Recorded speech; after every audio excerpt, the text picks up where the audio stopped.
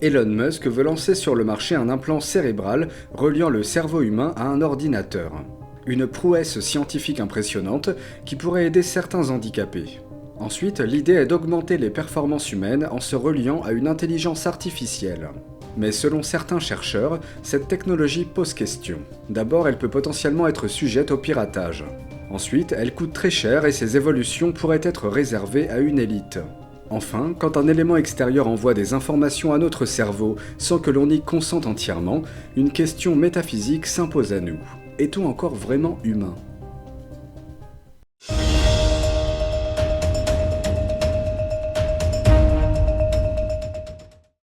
En fait, je pense que comme le cerveau, ça envoie des ondes électriques, je pense que ce serait possible de modifier le cerveau. Mais après, est-ce que de le hacker dans le sens où vraiment un ordinateur, etc., un pirate, je suis pas sûr que ce soit la même chose pour le coup. Mais je pense que oui, qu'on peut modifier le cerveau avec des implants électroniques. J'ai pas peur d'être hacké. Non, j'ai pas peur de ça. Je pense que c'est une partie, une portion du cerveau. C'est pas tout le cerveau. On n'en est pas là. Je pense que pour l'instant, ça n'a pas été prouvé encore. Peut-être que ça peut aider des gens, mais moi je ne suis pas pour, comme je vous ai dit, pour la liberté de penser. Il peut y avoir d'autres soucis derrière. Ils peuvent faire d'autres tests. Donc moi, j'y crois pas trop pour l'instant. Après là, c'est comme on dit, on est maître de nous-mêmes pour l'instant. Mais est-ce que cette puce va pas changer quelque chose à l'avenir ? On sait pas. Moi, je trouve déjà que les Américains, avec leur vision pro, ils ont vraiment l'air un peu bêtes. Et à ce stade, on peut aussi s'interroger sur le fait que l'homme veuille devenir créateur à la place du créateur. Et les risques, un des risques dont on parlait, c'est le risque de piratage et de perte en fait, de maîtrise de cet outil par l'être humain. Si c'est les ordinateurs qui nous prennent le contrôle, on peut craindre les dérives. Moi je m'appelle Benoît et je suis neuropsychologue. En soi l'outil est intéressant, après l'utilisation qu'on en fait peut être contestable et que c'est à débattre en termes de bioéthique aussi. Sur le côté piratable, moi je sais pas vraiment, c'est pas des choses auxquelles je m'intéresse directement, mais sur l'outil, ce que ça pourrait représenter pour une bonne partie de gens qui sont malades ou des dégénérescences cognitives ou autres, ça reste des outils qui pourraient être très intéressants dans le futur. Après, ça demande aussi de la connaissance du cerveau humain. On en connaît pas mal, mais il y a encore beaucoup à connaître aussi, donc à voir ce qu'on peut en faire. Mais je suis pas pour. On peut faire n'importe quoi avec ça, on peut dominer les gens. Moi, je trouve ça bizarre. Moi, c'est tester sur les voitures, je comprends, mais sur l'être humain, c'est un peu spécial. Et l'idée de super-humain, c'est une question qui doit être très débattue en termes de moralité aussi. Donc voilà, pour et contre à la fois, ça dépend comment c'est fait. Alors, je trouve que c'est bien pour le progrès, en termes de progrès, mais je trouve que c'est un peu intrusif comme processus. Et à la longue, j'espère qu'il n'y aura pas de séquelles pour l'homme. Et il faut toujours penser, je pense, au bien-être humain avant peut-être les avancées technologiques. Pour moi, à mon avis. Donc, il n'y a pas d'éléments pécuniaires à tirer d'un piratage de Neuralink, on sera à peu près tranquille. Je vais prendre l'exemple des HPI qu'on considère comme des gens très intelligents. En soi, oui, ils sont très intelligents, sauf que ça implique d'autres problèmes, quoi. Donc, à voir comment c'est utilisé. Je connais pas non plus exactement Neuralink, mais je sais pas ce que ça fait exactement. Mais en soi, si on crée quelque chose, ça amènera d'autres problèmes aussi. Donc, quel intérêt aussi à développer d'autres problèmes Je prends un exemple n'importe quoi, j'en sais rien, mais cool, on raisonne mieux, mais on n'arrive plus à savoir si on est heureux ou triste. Du coup, je sais pas. Ça paraît, c'est dystopique du coup. Je n'y crois pas du tout. Je pense que ça ne présente aucun intérêt de mettre une puce dans le cerveau de quelqu'un, sauf s'il est paralysé, que ça l'aide à marcher ou un truc comme ça.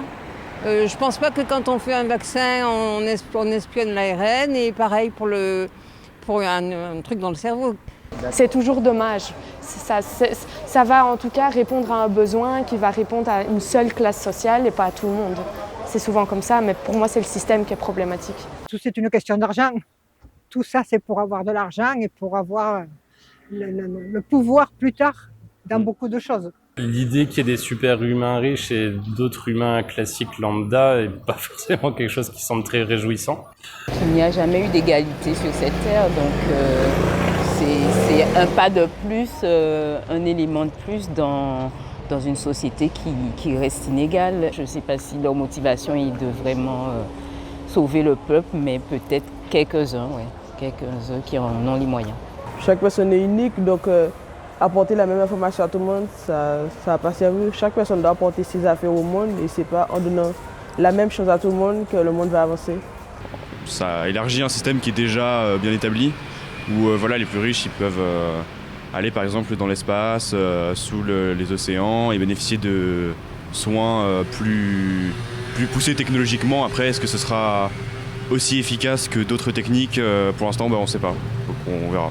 On devrait plus être équitaire que égalitaire. Mais je pense qu'il n'y a pas que les riches qui ont des problèmes neurologiques, il y a aussi les pauvres et que vraisemblablement, si c'est valable, ça s'étendra au travers de la sécurité sociale à tout le monde.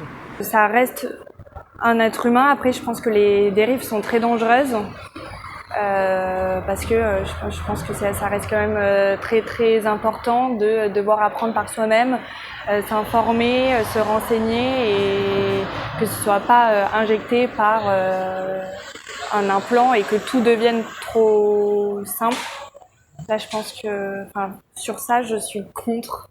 Vous croyez qu'on peut être encore un être humain après ces implants? Mais justement, je ne le pense pas personnellement. Maintenant, les choses se font tellement, le progrès va tellement vite. Si c'est pour être soulagé dans les maladies, pourquoi pas? Le cancer, les soins dans le cancer ont fait tellement de progrès. Mais de ce côté-là, ça me fait très peur. Est-ce que vous seriez plus jeune, vous feriez implanter comme ça? Oh que non. Oh que non. Oh, non, pas du tout. Faites très attention. Étudiez bien la question avant de faire quoi que ce soit. Ah non, je me lancerai pas là-dedans. Que Dieu me préserve et qu'on reste, qu'on ait nos capacités pour le moment, qu'on les garde. Est-ce que justement ça va pas limiter? On connaît pas la puissance du truc. Est-ce que ça va peut-être pas enlever la fatigue ou pousser le corps à aller plus loin que ce que notre corps nous permet en fait? On est dans un entre-deux, hein, mi-humain, mi-machine entre guillemets, donc il y a d'énormes risques, comme je disais dans ma première réponse. Il y a un risque de perte de maîtrise, effectivement. Je pense qu'on peut être fortement influencé par ça et finalement sortir du cadre humain avec un libre arbitre qui est 100% à nous. J'ai pas peur de devenir une machine, mais plutôt de terminer comme un produit. C'est être un peu cyborg, je trouve. C'est-à-dire, on nous implante un pacemaker et puis ça c'est un avant-bras pour remplacer, c'est au niveau sanitaire. Et maintenant, c'est plus pour se faire plaisir. C'est vraiment du divertissement ou alors un choix ou un mode de vie. C'est vrai que ça enlève quand même une grande partie de ce qui fait l'humain quand même. Donc au niveau de l'autonomie, au niveau de tout ça, je dirais plus vraiment quand même. Si un humain ne peut plus prendre des décisions par lui-même, toutes ses pensées sont influencées, toutes ses émotions qu'il ressent sont influencées, pour moi on perd quand même une grande partie du genre humain. Le monde il est en train de changer, on s'en aperçoit même pas. En soi oui, parce qu'on est aussi sur un peu comme un pacemaker aussi. Certes c'est pas sur le côté conscience et compagnie, mais ça reste une augmentation. On reste un humain, c'est pareil, ça reste un outil, donc oui on reste un humain, mais à voir comment on le fait quoi. Le mot de la fin serait plutôt de savoir si, dans le développement, si on continue de grimper la montagne ou alors si on est en train de passer de l'autre côté.